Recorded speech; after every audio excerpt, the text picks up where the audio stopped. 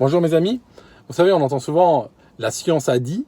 Par exemple, on a Greta Thunberg qui arrive à New York et la première chose qu'elle dit aux journalistes, Trump ne veut pas écouter la science. Alors, la science n'est pas une sorte de fontaine située quelque part avec un canal caverneux et on va mettre l'oreille comme ça, on va prêter l'oreille et on va entendre une voix qui nous raconte des vérités premières. La science n'est pas cela. La science, c'est le résultat d'un travail d'un certain nombre de personnes, appelées scientifiques, qui bossent, on l'espère, dans des conditions de probité et d'honnêteté parfaite. Or, le problème de la science, c'est qu'elle n'est pas meilleure que l'intégrité des scientifiques qui la composent, tout simplement. Aujourd'hui, je ne vais pas stigmatiser cette période. La science a eu des errements, a été touchée par des dogmes, par des corruptions. Exemple, je ne vais pas vous parler de GIEC qui un jour a été piraté, et puis ça existe toujours en ligne les emails, et on voit qu'ils ont falsifié les résultats, parce qu'ils sont payés pour obtenir un certain nombre de résultats. Donc, ils les obtiennent, c'est tout, ils sont payés pour ça. C'est comme les fabricants de tabac ou autres, qui par exemple vont soudainement sortir des études scientifiques qui disent que le tabac n'est pas aussi dangereux pour la santé qu'on le croit. Ou des fabricants de boissons sucrées, par exemple, qui vont financer des études qui vont soudainement dire que les boissons sucrées n'ont rien à voir avec le diabète ou l'obésité. D'accord ? C'est des études scientifiques. Mais bien sûr, quand on voit le conflit d'intérêts, chaque fois qu'on voit un conflit d'intérêts, chaque fois qu'il y a trop d'argent sur la table, chaque fois qu'il y a de la géopolitique sur la table, il faut s'intéresser à la chose. C'est vrai que si un scientifique nous pend en recherche sur les papillons, il est peu probable qu'il y ait de la corruption derrière. Maintenant, si un scientifique te pend un rapport sur quelque chose qui va exiger que tu sortes des sous de ta poche, à ce moment-là, il faut faire très gaffe. Vous savez, la science, par exemple, il faudrait que je fasse une vidéo sur ça. J'ai lu un livre sur l'homme de Piltdown. Vous savez que pendant 50 ans, la première moitié du siècle dernier, la science a considéré que l'homme de Piltdown, c'est un homme qui a été trouvé, un squelette qui a été trouvé, un crâne plutôt, qui est trouvé pas loin d'ici, dans une région qui s'appelle Piltdown justement, était le chaînon manquant entre le singe et l'homme dans l'évolution. Et pendant 50 ans, c'était considéré comme une vérité première, comme une vérité scientifique.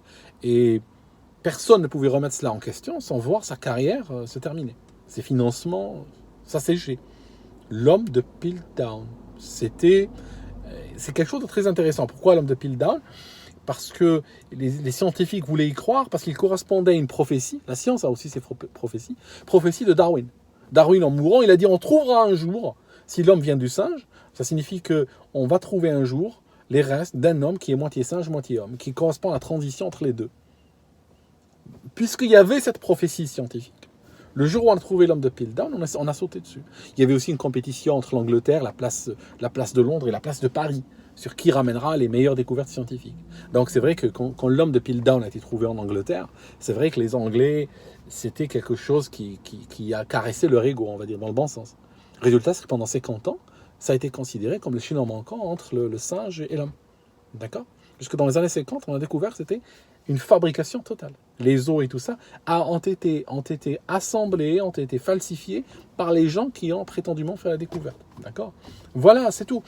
Moi, quand j'étais petit, juste pour vous dire, c'est pas peut-être directement scientifique, entre guillemets, mais quand j'étais petit, à l'école, on s'occupait bien de nous et tout ça, et on nous mettait, moi-même on m'a mis, du DDT sur la tête. C'est une poudre verte. Aujourd'hui, c'est interdit partout dans le monde, ce n'est plus produit. C'est extrêmement dangereux, c'est une poudre au chlore qu'on nous mettait sur la tête pour éviter qu'on contamine les uns les autres. Voilà, ça tombait sur nos visages et on l'a respiré, ça tombait sur nos habits et tout ça. Du DDT. C'est considéré comme une bonne chose. Je rentrais à la maison, on avait des rideaux faits d'amiante, de fibres d'amiante. Il y avait une couturière qui travaillait, qui coupait l'amiante à la machine et tout ça. Son atelier était plein d'amiante et les gens allaient commander leurs rideaux. Et on disait, l'avantage de ces rideaux, c'est extraordinaire parce que quand j'étais petit, quand j'étais gamin, j'avais un côté pyromane. Et donc, comme beaucoup d'enfants d'ailleurs, j'aimais bien jouer avec les allumettes et tout ça.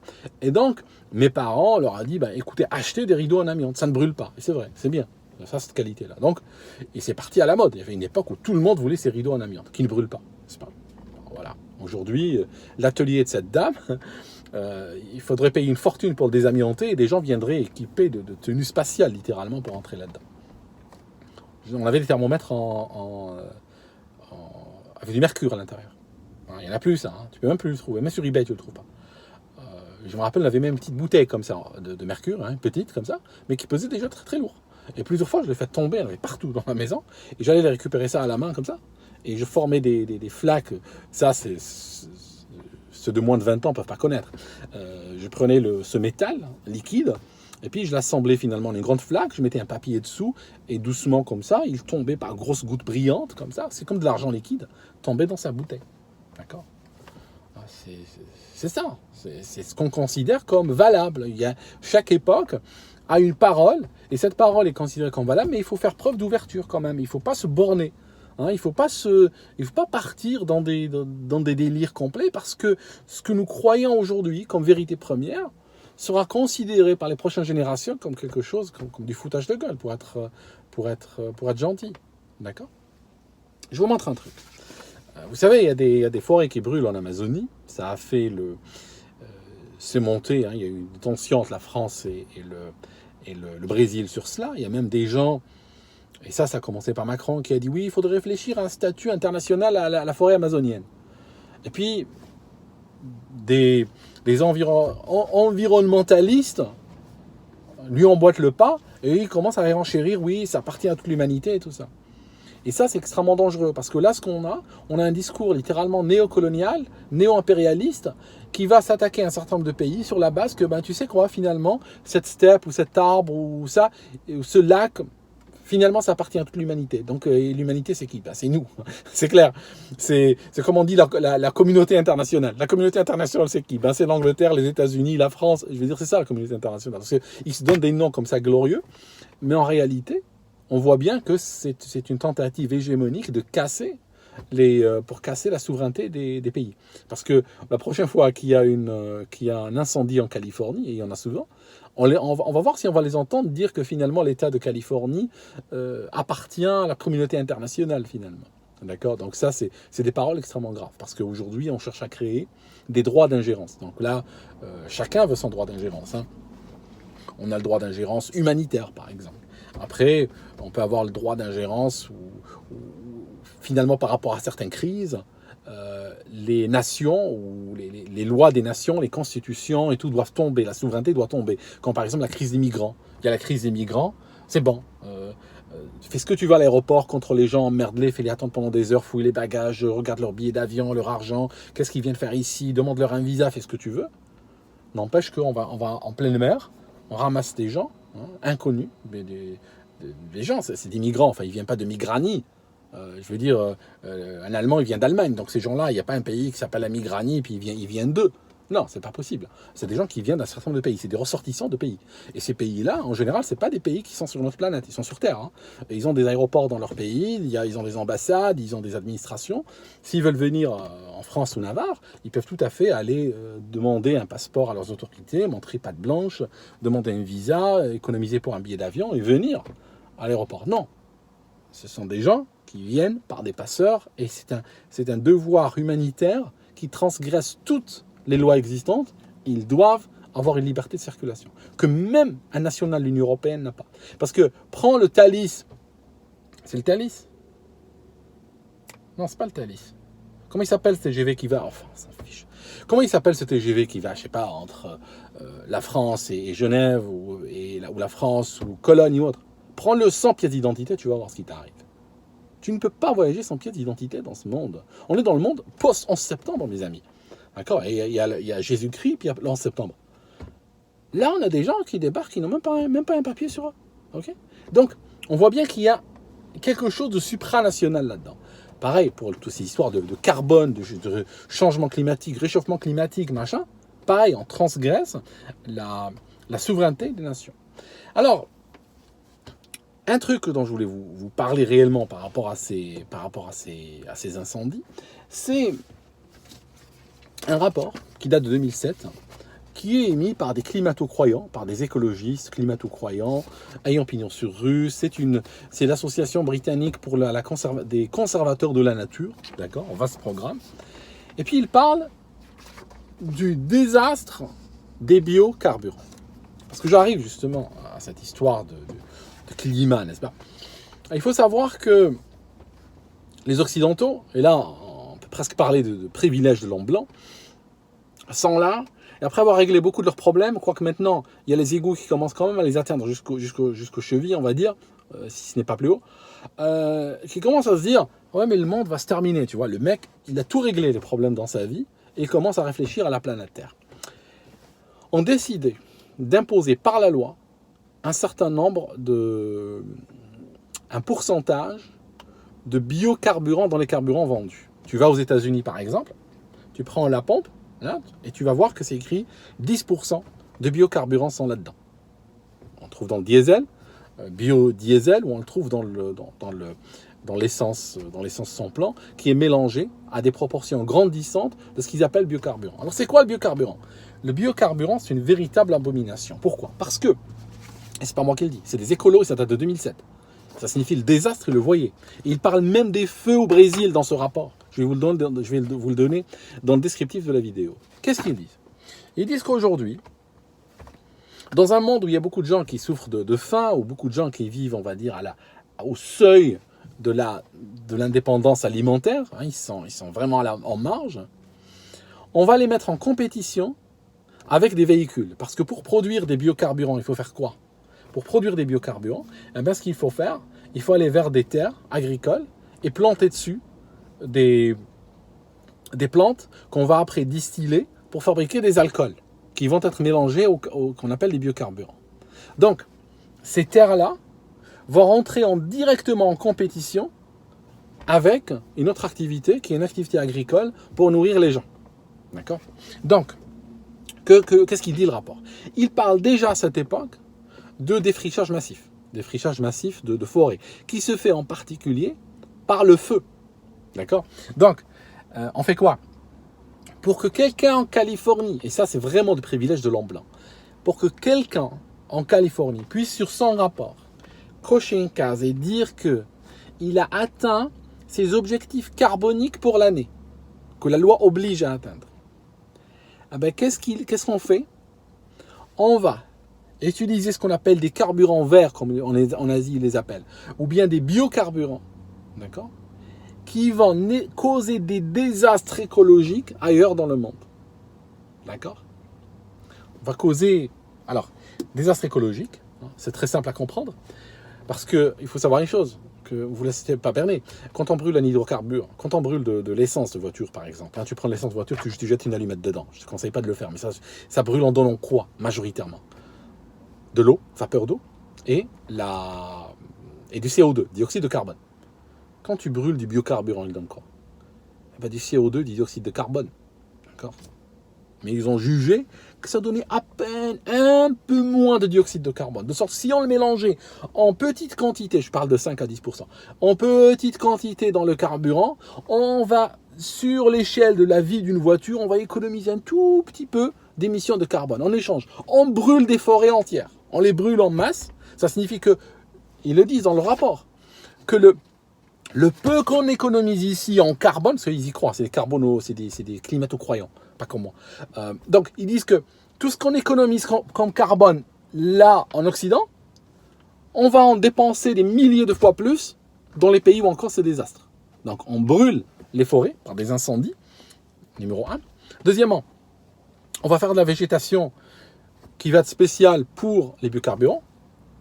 Les gens qui vivent là-bas, ils sont obligés d'importer leur nourriture d'une plus grande distance, la faire venir d'ailleurs. Voilà. Résultat, c'est que ça crée plus. Non seulement ils perdent leur souveraineté alimentaire, mais en même temps, ils sont obligés d'importer de la nourriture d'ailleurs. Sur Terre, aujourd'hui, il y a un problème, c'est que le nombre de... Attendez, j'ouvre un peu parce qu'il fait super chaud ici. Le nombre de... Comment dirais-je? De surface de terres qui sont, on va dire, qui peuvent être utilisées pour l'agriculture, sont en quantité limitée. D'accord? La planète n'est pas en train de grandir. Sont en quantité limitée. Mais alors, elle souffre de quoi? Elle souffre de spéculation, hein, D'accord ? Il y a des pays, comme par exemple, je vous donne en Algérie, à Mostaganem, ils ont construit une cité entière sur des terres agricoles. Alors qu'en Algérie, la terre agricole, c'est quelque chose d'absolument sacré. D'accord ? Tellement sacré qu'avant que la France n'arrive en Algérie, les terres ne se vendaient pas. On ne pouvait pas acheter une terre. Les terres appartenaient à des tribus et elles étaient données à des membres de tribus quand ils atteignaient l'âge de majorité. Ils les mariaient, leur donnaient un morceau de terre, ils vivaient sur cette terre, ils produisaient. La terre était considérée comme quelque chose qui ne s'achète pas, qui ne se vend pas. D'accord ? Aujourd'hui, on a des promoteurs immobiliers partout dans le monde, pas qu'en Algérie, qui vont aller sur des terres agricoles, construire dessus. D'accord ? Premièrement. Deuxièmement, on a des terres qui sont détruites par des... comme par exemple en Afrique du Sud, ou ailleurs, où on va par exemple chasser les fermiers, d'accord ? On va même les tuer, et puis redistribuer les terres à des gens qui s'en foutent, à des gens qui vont peut-être les vendre à des Chinois, à des intérêts chinois, etc. D'ailleurs, on a même des intérêts chinois et autres qui achètent des terres agricoles en dehors de leur pays. Ça, c'est une vraie guerre, en fait. Donc, on a des politiques agricoles, comme par exemple en France, vous voyez, les fermiers souffrent, les fermiers se suicident, ils vivent en dessous du seuil de pauvreté, ils quittent la profession. En plus de tout ça, on a aujourd'hui une compétition avec la voiture. Ça signifie soit on fait nourrir l'homme, soit on nourrit la voiture, en quelque sorte. D'accord ? Pour atteindre les objectifs carbone. Alors, donc, il parle de tout ça, et il parle donc de déforestation massive.